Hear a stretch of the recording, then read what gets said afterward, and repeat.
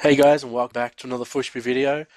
First of all, I might just start with saying thanks to the guys at Yogscast giving us a bit of a shout out on their Facebook today. Um, it means a lot to us to help us grow our own little community. So yeah, thanks guys, and welcome to their viewers who might be just checking us out. It's good to have you guys along, and hopefully we can make some videos for you guys that you will enjoy and find it worth subscribing. So yeah, thanks Yogscast. So today's video, we're just gonna show you a little bit of the in-game features which we feel have been added to the game, which have made the game like much more advanced to your other games like World of Warcraft and things like that. So the first thing is, and we said we touch on it in the last episode, where we said that the map, if you moved, it would go transparent. Now that was pretty easily covered. We just want to do a little bit of a talk about the map actually and the features it has already built into it, which and honestly, I mean, they're pretty cool features, and they'll be definitely handy once you're in a guild and trying to work together with a party scenario. So, look, the first thing is it has inbuilt coordinates. So as you can see down the bottom here, at the bottom of the center of the minimap or the map, sorry, um, the coordinates of my mouse cursor are always being reported. So, I mean, right now my mouse cursor is like dead set or hovering over meridian, and my coordinates are 6082, 5197. So if you're in a zone and you just want to communicate with someone, oh, there's a tear in the map here, then they can instantly just follow to those coordinates. Now, you might say, well, how the hell are they going to find them? That means they've got to drag their mouse all the way around their map. This is something that Anthony found yesterday, and it's going to make life a hell of a lot easier when you're questing, and you might say, oh, look, I'm struggling to find this place. For some reason, my quest objectives aren't showing up. How do I get there? Someone's going to say, okay, go 6418, and you're going to say, okay, no worries, and you're going to spend ages looking for it on your mouse.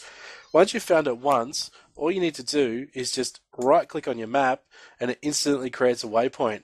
Now, if I actually close my map, if you look up on my mini map up the top there, it actually shows the waypoint I created and how far I am away for it. So all I need to do is just run in the direction of that waypoint, and eventually I'll get there. Now, I mean, in a guild scenario or even like a crafting scenario, like in game, if you've got a guildmate who's in the same zone as you and goes, "Oh, I just found some oh, just for an example, just say tin ore. I found some tin ore, and it's here," and easily you just join party, and they can create a waypoint for you. Now, as you can see, I've got Anthony to create a waypoint for me on the map, and now I have two individual waypoints, and on my mini map. I actually have two individual waypoints as well. So we've got the one I created and then the one Anthony created. Now, to remove them, it's as simple as just right click the X on the minimap. And I don't think you can actually remove other players. Let me just try here. No, see, so I can't remove. So you're in a party, you're gonna have to ask the other person to remove their waypoint. So look, that's pretty much the map covered. Just show you guys quickly. Actually, I'll just remove my little waypoint there. I mean, this is the starting zone here. What we've done all through here. I think we actually did a little bit in. No, I think this is it here. So you start in this zone here, where you do your introduction, and then you come to free march. This is for the Defiant. I'll just quickly show you guys how big the world is compared to what we've just done. And I mean, look, eventually there's going to be expansions. There's going to be everything. So I mean, this world is only going to get bigger and bigger, which is pretty exciting. I mean, for me to run from where I am all the way back to Meridian, I mean that's nearly a 5 minute run there. So it just kind of shows you how big the world is. All right, look, we'll move on to the next topic now. Or actually, first, Anthony, do you want to say anything about the map in general, or do you think I've covered it all? Oh, you covered it very nicely. It's pretty much everything that's in there. Yeah. Now the other thing that we've come across while questing is so the blue means obviously I've completed my quest. I've gone out and I've done my objectives, and my quest tracker on the side here shows it. So now I'm going to go up to my quest giver. I'm going to just simply right click him, select the quest I want to hand in, and say finish. And it automatically knows that I've got another quest to hand in, and it's automatically brought up the completion page for that. So I move over to my next quest giver, Now, normally what will happen is you will you'll hand in your quest, and if there's a follow-on quest, that quest will automatically light up as the next quest for you to do. So there we go. I've just handed in that quest, and bang, another quest has come up saying, "Oh, while you're at it, why don't you go do this for me?" I'll accept that. Now, as you can see on my mini map, and I don't believe we covered this yesterday, but as you can see on my mini map, I've got an arrow of the direction that my current tracked of quest objective is in. So that can be seen by this little marker on your quest tracker on the side here.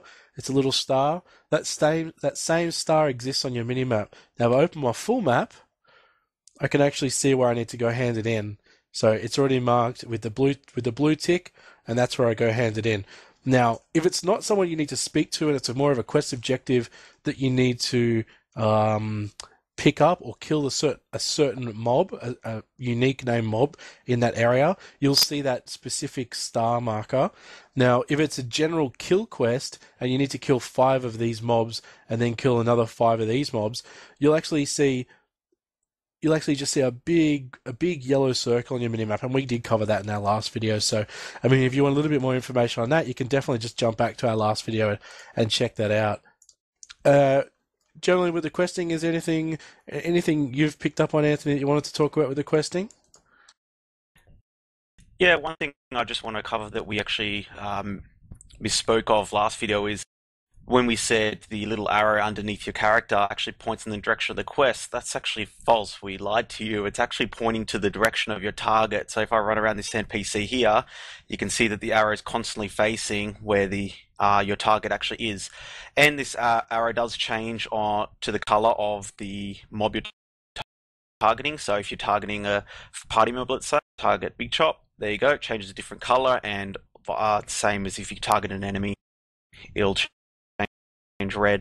Yeah, I mean, it's super good because I mean, simple like slash commands work exactly like they used to work in World of Warcraft for you, ex World of Warcraft out there. So if I do just a slash and then target and then type the player name, and now this is a non-standard name that Anthony normally uses, so I've actually got to type this out from scratch. It targets that player, and then it just points the arrow to it. So if you're in a zone, look, and normally it would be marked on a minimap, but let's just say that there's a rare mob and you want to kill it because you know there's loot on it. All you need to do is slash target the mob's name, and bang, it puts an arrow straight to the direction you need to go. None of this looking up, down, around for it, around corners and stuff. You just need to follow that arrow, and bang, you're there. In all honesty, I kind of reckon that ruins the fun of rare mobs. And look, rare mobs do exist in here, special loot drop mobs. Just to show you guys quickly, if I target this mob here, he's just got a general frame. Now, if he's an elite, he's got spikes around it. Now, if he's like a loot mob, he'll actually have a diamond at the top of his player frame. So you can very much tell the difference between something that's going to reward either a green, a blue, or who else knows what kind of higher level items come in this game. But you'll at least know that he's a diamond. He's obviously a rare. He's going to drop something cool. I'm gonna go kill it. And if you target him and he's got a whole bunch of spikes around his name, then you know that guy's an elite. I might just stay away from that. Cheers, guys. That'll be it for this video. Thanks for watching, and we'll see you guys soon.